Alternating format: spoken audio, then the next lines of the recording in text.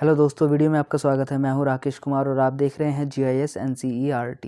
दोस्तों, आज हम हल करने वाले हैं कक्षा 9 के गणित विषय की प्रश्नावली 1.2 को। बाकी इससे पहले जो प्रश्नावली थी 1.1 उसको मैंने इससे पहले वीडियो में हल करके बताया है। अगर आपने अभी तक वह वीडियो नहीं देखी है तो ऊपर आई बटन पर आपको उस वीडियो का लिंक मिल जाएगा। आप लिंक पर क्लिक करके उस वीडियो को देख सकते हैं। ठीक है, तो चलिए फिलहाल आज की वीडियो को शुरू करते हैं। प्रश्नावली को हल करने से पहले इस प्रश्नावली से संबंधित कुछ उदाहरण है। यहाँ पर उदाहरण 3 देख लेते हैं। पहले इसका यहाँ पर हमें कहा गया है संख्या रेखा पर √2 का स्थान निर्धारण कीजिए। यानी कि हमें क्या करना है, इस √2 को संख्या रेखा पर हमें निरूपित करना है। ठीक है, तो चलिए इसका आंसर देखते हैं। ये देखिए, ये है उदाहरण 3 का सॉल्यूशन।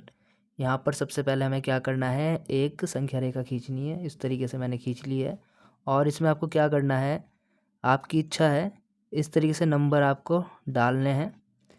अब बीच में कितना गैप रखना है ये आपकी इच्छा है। मैंने 2-2 सेंटीमीटर का गैप रखा है। ठीक है, नंबरों के बीच में आप 3-3 सेंटीमीटर का भी गैप रख सकते हैं और 1-1 सेंटीमीटर का भी गैप रख सकते हैं। ठीक है, क्योंकि 1-1 सेंटीमीटर का गैप ज़्यादा ही कम हो जाएगा तो 2-2 का सही है, इतना आप रख लेना। ठीक, आप देख सकते हैं स्केल में 2 सेंटीमीटर का मैंने गैप रखा है, देखो प्रत्येक के बीच में। ठीक है, अब हमें करना क्या है, इसमें √2 को हमें शो करना है इस नंबर लाइन पर। आपको यहाँ पर 0 1 2 3 -1 2 3 ये दिख रहा है, लेकिन यहाँ पर कहीं पर भी √2 नहीं दिखाई दे रहा है, तो उसी को हमें यहाँ पर शो करना है। ठीक है, तो इसके लिए हम क्या करेंगे, एक यूनिट की लाइन खींच लेंगे। 0 से लेके 1 तक ये मान लो, ये तो हो गया 1 यूनिट, 1 इकाई। ठीक है, अब इतनी ही लंबी एक ऊपर लाइन खींचेंगे, लेकिन ध्यान रहे वो 90 डिग्री के एंगल पे हम खींचेंगे, मतलब सीधी खींचेंगे बिल्कुल ऐसे। ये हमने जितनी ये लंबाई थी इसकी 1 यूनिट, ठीक है, ये 1 यूनिट लंबाई है, वही 1 यूनिट लंबाई की हमने यहाँ पे लाइन खींच ली है 90 डिग्री के एंगल पर। ठीक, अब यहाँ पर हम इसका नाम दे सकते हैं, इस पॉइंट को हम ए बोल सकते हैं कि ये जो पॉइंट है वो क्या है, ए है। ठीक है, फिर हमें क्या करना है, इस 0 को और इसको मिलाना है, एक ट्रायंगल बनाना है इस तरीके से। ये देखिए, ठीक है, ये O हो गया, ये आप 0 भी बोल सकते हो, इसको O भी बोल सकते हो। तो OA ये हो गया B। ठीक, अब ये जो OAB है ये एक समकोण त्रिभुज है, राइट एंगल ट्रायंगल है। ठीक है, ये पूरा काम आपको पेंसिल से ही करना है, मैं पेन से समझा रहा हूँ फिलहाल। ठीक है, अब क्या करेंगे, इस समकोण त्रिभुज में पाइथागोरस प्रमेय लगाएंगे। ठीक है, तो लिखेंगे यहाँ पर समकोण त्रिभुज OAB में पाइथागोरस प्रमेय से। ठीक है, तो यहाँ पर आप देखेंगे कर्ण क्या है, OB, यानी कि हाइपोटेनियस। OB का स्क्वायर, जो सबसे बड़ी भुजा होती है उसको यहाँ पे लिखते हैं। बाकी जो दोनों भुजा है OA का स्क्वायर प्लस AB का स्क्वायर, इस तरीके से। ठीक है, OA कितना है, एक वर्ग इकाई या 1 यूनिट। AB ये भी 1 है, तो 1 का स्क्वायर 1, 1 का स्क्वायर 1। ठीक, 1 और 1 2, हमें तो OB निकालना है सिर्फ, तो यहाँ से स्क्वायर हटाएंगे तो यहाँ पे अंडर रूट आ जाएगा। ठीक है, तो ये जो OB है वो कितना है, √2। तो OB की लेंथ हमें पता चल गई। अब इस √2 को हमें यहाँ पर शो करना है, तो इसके लिए क्या करेंगे, आपको पेंसिल और प्रकार का यूज़ करना है इस तरीके से, और ये जो OB दूरी है इसको यहाँ से यहाँ तक भरनी है इसमें ऐसे। ठीक है, बस ये भरना है और यहाँ पे रखना है ऊपर, और इस तरीके से आर्क लगाना है। आर्क मतलब चाप। ठीक है, ऐसे चाप लगा देना है। ठीक है, चाप लग गया। अब जिस पॉइंट पे चाप लगा है इस पॉइंट का नाम दे देंगे P, और ये दिखा देंगे इस तरीके से कि ये है √2। ठीक है, तो देख सकते हैं इस प्रकार से बड़े ही आसान तरीके से यहाँ पर हमने √2 को संख्या रेखा पर शो कर दिया है। तो ये संख्या रेखा है और इस पर √2 कहाँ पर मिलेगा, यहाँ पर 1 और 2 के बीच में इस जगह पे मिलेगा। ठीक है, तो इस प्रकार से करना है। अब देखते हैं इसका अगला एग्जाम्पल। फिर है उदाहरण 4। इसमें हमें क्या करना है, √3 का स्थान निर्धारित करके दिखाना है संख्या रेखा पर। ठीक है, इसका भी चलिए आंसर देख लेते हैं। अब देखिए ये है चौथे एग्जाम्पल का सॉल्यूशन। इसमें क्या करना है हमें, इसमें √3 को हमें संख्या रेखा पर उसका निर्धारण करना है, उसको शो करना है √3 को। तो वही काम करना है, लाइन खींच दो, नंबर डाल दो, ठीक है। अब क्या करना है, पहले तो √2 का निर्धारण करो, जैसे मैंने अभी आपको बताया था। 1 यूनिट की लाइन यहाँ पे खींच लेंगे, जितना डिस्टेंस इनके बीच में उतना यहाँ पे होगा। ये 1 यूनिट का है और ये भी 1 यूनिट का है, ठीक है। इसका नाम आप ए दे सकते हैं, OA, और ये पॉइंट आपका B हो जाएगा। इसको आप यहाँ पे मिला देंगे इस तरीके से, ये OB हो गया, ठीक है। अब इसमें पाइथागोरस प्रमेय लगाएंगे, जैसा कि मैंने आपको पहले क्वेश्चन में बताया है। तो यहाँ पे कितना हो जाएगा, √2 आ जाएगा, ठीक है। तो यहाँ पे लिखना पड़ेगा हमें, समकोण त्रिभुज OAB में पाइथागोरस प्रमेय से। तो इसमें पाइथागोरस प्रमेय लगाएंगे तो OB² = OA² + AB²। ये 1 है, ये भी 1 है, स्क्वायर करेंगे तो 1 ही रहेगा, तो 2 आ जाएगा। हमें OB निकालना है, इधर से स्क्वायर हट जाएगा, इधर रूट आ जाएगा, तो OB निकल गया √2। एक काम तो हो गया, लेकिन हमें क्या करना है, √3 को शो करना है। पहले तो हम यहाँ पे इसको √2 को दिखा देंगे, फिर √3 भी शो हो जाएगा। तो ये देखिए, ये है पॉइंट P जो कि है √2, लेकिन हमें क्या शो करना है, √3, ठीक है। तो अब हम क्या करेंगे, यहाँ पे आपको समझना है, इस पॉइंट से 90 डिग्री पे एक लाइन और खींचेंगे, 1 इकाई का ही, उतने ही गैप का, मतलब जितने गैप की ये लाइन है, जितनी लंबाई की उतनी लंबाई की खींची है, लेकिन 90 डिग्री के एंगल पे, इस तरीके से, ठीक है। तो 1 इकाई की है तो यहाँ पे 1 लिख देंगे और इसको मिला देंगे O से, इस तरीके से, और इसका नाम दे देंगे हम कुछ, जैसे OAB, इसका नाम C दे दो, ठीक है। अब ये जो OC है, ये √3 हमें शो करनी है, तो इसमें भी यही काम करेंगे, पाइथागोरस प्रमेय लगाएंगे। तो इसमें हम लिखेंगे समकोण त्रिभुज OBC में पाइथागोरस प्रमेय से,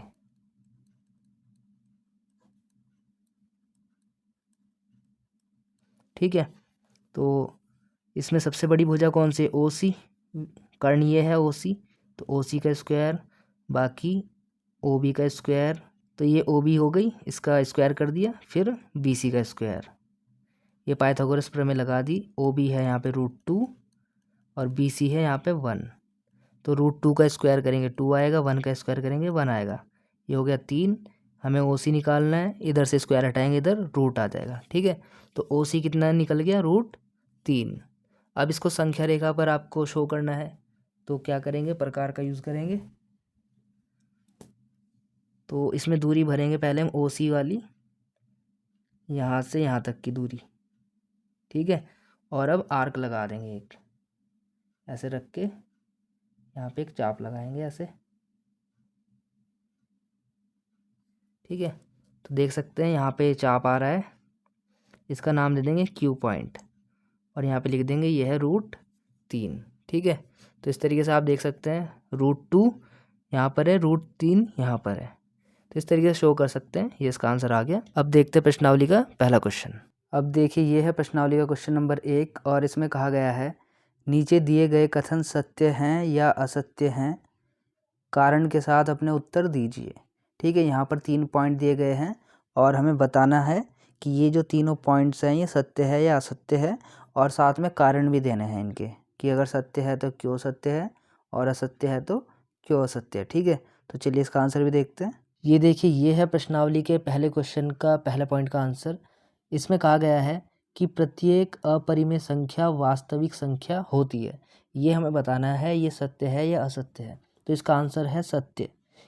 प्रत्येक जो अपरिमेय संख्या है वो वास्तविक संख्या होती है, ये बात सत्य है, क्योंकि हमें पता है कि वास्तविक संख्या में सभी संख्याएं आ जाती है, परिमेय संख्या भी आ जाती है और अपरिमेय संख्याएं भी आ जाती है, ठीक है। तो इसलिए अपरिमेय संख्या होगी तो वो भी वास्तविक संख्या हो सकती है, ठीक है। तो इस प्रकार से ये सत्य है। अब देखिए दूसरा पॉइंट का आंसर है ये, दूसरे पॉइंट में कहा गया है कि संख्या रेखा का प्रत्येक बिंदु √m के रूप का होता है जहां m एक प्राकृतिक संख्या है। ठीक है, यानी कि जो संख्या रेखा है उस पर अगर हम कोई नंबर लेते हैं, अंडर रूट में लें चाहे वैसे लें, तो वो एक प्राकृतिक संख्या होगा। ये बात बतानी हमें सत्य है या असत्य है, तो इसका आंसर है असत्य। संख्या रेखा पर जो नंबर होंगे, अंडर रूट में हो या नॉर्मल हो, वो सिर्फ और सिर्फ प्राकृतिक संख्या नहीं हो सकते, उसमें परिमेय और अपरिमेय दोनों ही संख्या हो सकती है। ठीक है, यानी कि उसमें ऋणात्मक संख्या भी हमें देखने के लिए मिलेगी, यानी माइनस वाले भी उसमें होते हैं, है ना। तो इसलिए हम ये नहीं कह सकते कि सिर्फ प्राकृतिक संख्या ही उसमें हमें देखने के लिए मिलेगी। ठीक है, अब देखते हैं इसका थर्ड पॉइंट। अब देखिए थर्ड पॉइंट का आंसर है, इसमें कहा गया है कि प्रत्येक वास्तविक संख्या एक अपरिमेय संख्या होती है, कि जो वास्तविक संख्या है, प्रत्येक कोई भी वास्तविक संख्या है वो एक अपरिमेय संख्या ही होती है, ये कहा गया है। तो इसका आंसर है असत्य, क्योंकि वास्तविक संख्या परिमेय और अपरिमेय संख्या का संग्रह है। अतः वास्तविक संख्या परिमेय और अपरिमेय कुछ भी हो सकता है। तो ज़रूरी नहीं है कि जो भी वास्तविक संख्या है वो अपरिमेय ही होगी, वो परिमेय भी हो सकती है, अपरिमेय भी हो सकती है, क्योंकि दोनों ही संख्याओं का ये संग्रह है। वास्तविक संख्या में परिमेय अपरिमेय दोनों ही प्रकार की संख्याएं आ जाती है। ठीक है, तो इस प्रकार से करना था। अब देखते इसका दूसरा क्वेश्चन। अब देखिए यह प्रश्नावली का दूसरा क्वेश्चन, और इसमें कहा गया है, क्या सभी धनात्मक पूर्णांकों के वर्गमूल अपरिमेय होते हैं? यदि नहीं तो ऐसी संख्या के वर्गमूल का उदाहरण दीजिए जो एक परिमेय संख्या है। ठीक है, तो चलिए इसका आंसर भी देखते हैं। अब देखिए यह प्रश्नावली के दूसरे क्वेश्चन का आंसर। इसमें कहा गया है, क्या सभी धनात्मक पूर्णांक के वर्गमूल अपरिमेय होते हैं? मतलब कोई भी धनात्मक पूर्णांक है, अगर हम उनके वर्गमूल निकालेंगे तो क्या वो अपरिमेय ही आएंगे? अगर ऐसा नहीं है तो एक ऐसी संख्या के वर्गमूल का उदाहरण दीजिए जो एक परिमेय संख्या आ रहा है। ठीक है, तो इसका आंसर है नहीं, सभी धनात्मक पूर्णांकों के वर्गमूल अपरिमेय नहीं होते। अब इसका हम एक एग्जाम्पल भी ले रहे हैं। माना कि 9 कोई धनात्मक पूर्णांक है। ठीक है, तो इसका जब हम वर्गमूल निकालेंगे तो 3 होगा वो, ठीक, जो कि एक परिमेय संख्या है, अपरिमेय संख्या नहीं है, क्योंकि 3 को हम 3/1 लिख सकते हैं, यानी कि p/q के रूप में लिख सकते हैं, इसलिए ये एक परिमेय संख्या आ रहा है। ठीक है, तो क्वेश्चन में यही कह रहा था कि धनात्मक पूर्णांकों के जो वर्गमूल है अपरिमेय होते हैं, और अगर ऐसा नहीं है तो उसका एक उदाहरण भी दो कि अपरिमेय नहीं है परिमेय है, तो उदाहरण इसका यहाँ पे दे दिया गया है। ठीक है, तो इस प्रकार से करना था। अब देखते हैं इसका तीसरा क्वेश्चन। अब देखिए ये है प्रश्नावली का तीसरा क्वेश्चन, और इसमें कहा गया है कि दिखाइए कि संख्या रेखा पर √5 को किस प्रकार निरूपित किया जा सकता है।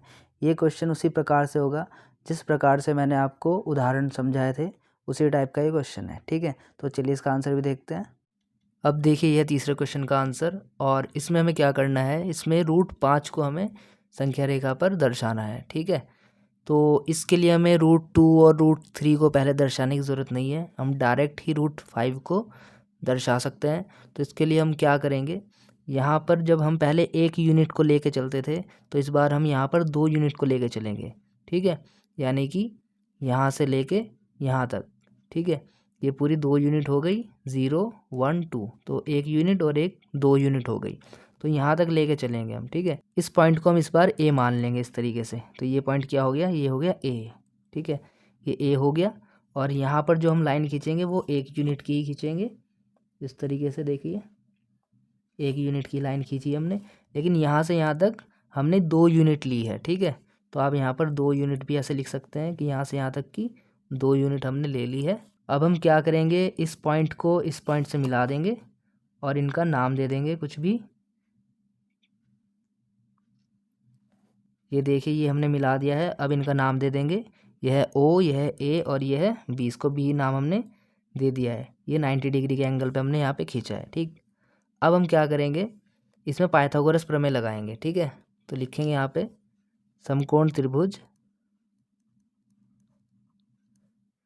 OAB में पाइथागोरस प्रमेय से। ठीक है, पाइथागोरस प्रमेय लगा रहे हैं, तो कर्ण तो ये होगी सबसे बड़ी भुजा हाइपोटेनियस OB का स्क्वायर बराबर OA का स्क्वायर प्लस AB का स्क्वायर। ठीक है। ओ ए कितना है, देखो 1 और 1 2, 2 यूनिट है, यहाँ पे 2 लिखेंगे, 2 का स्क्वायर। ए बी कितना है 1, 1 का स्क्वायर, 2 दूनी 4 और 1 ये, ठीक है। इनको अब ऐड कर लेंगे, कितना आ जाएगा 5। चूँकि हमें ओ बी निकालना है तो यहाँ से हमने स्क्वायर हटाया तो ये 5 अंडर रूट में आ गया इस तरीके से, ठीक है। तो ओ बी क्या निकल गया हमारा अंडर रूट 5। तो देखो ओ बी है अंडर रूट 5। अब हमें प्रकार की सहायता से चाप लगाना है ओ बी दूरी प्रकार में लेकर के इतनी, ठीक है। बस ये दूरी हमने ली और यहाँ पे हम ऐसे चाप लगा देंगे, ये देखिए, ठीक है। ये देखिए यहाँ पे चाप ये कट किया है, इसका नाम आप पी दे सकते हैं और ऐसे शो कर सकते हैं कि ये है रूट 5, ठीक है। तो इस प्रकार से करना था, ये इसका आंसर आ गया। अब देखते हैं अगला क्वेश्चन। अब देखिए ये है प्रश्नावली का चौथा क्वेश्चन और इस प्रश्नावली का आखिरी क्वेश्चन भी है। ये एक क्रियाकलाप है, ठीक है, कक्षा के लिए क्रियाकलाप वर्गमूल सर्पिल की रचना। यहाँ पर देखो √2 की वैल्यू निकाली गई है, √3 की, ऐसे √4 की निकालो आप, √5 की, ठीक है। ऐसे निकलते निकलते ये एक सर्पिलाकार में आ जाएगा, ठीक है। इस तरीके से बनता हुआ नज़र आएगा आपको ये। तो ये एक एक्टिविटी है, ये आपको खुद से ही करनी है, ठीक है। होगा ये किस तरीके से, जो उदाहरण 3 और 4 मैंने बताए हैं उस तरीके से ये होगा। पाँचों क्वेश्चन भी इसी प्रकार का है, ठीक है। तो दोस्तों आज की वीडियो में बस इतना ही, बाकी की जो प्रश्नावली है वो हम करेंगे अगली वीडियो में। तब तक के लिए आप इस वीडियो को देखिए, बताइए आपको वीडियो कैसी लगी। अगर आपको यह वीडियो अच्छी लगी तो वीडियो को लाइक कर देना, अपने दोस्तों में शेयर करना, कमेंट भी करके बताना वीडियो आपको कैसी लगी है। और अगर आप इस चैनल पर नए हो तो चैनल को सब्सक्राइब करना मत भूलना, क्योंकि मैं ऐसी ही एजुकेशनल वीडियो आप सभी के लिए लेकर आता रहूँगा, ठीक है। तो मिलते हैं आपसे अगली वीडियो में, तब तक के लिए bye, take care, thanks for watching.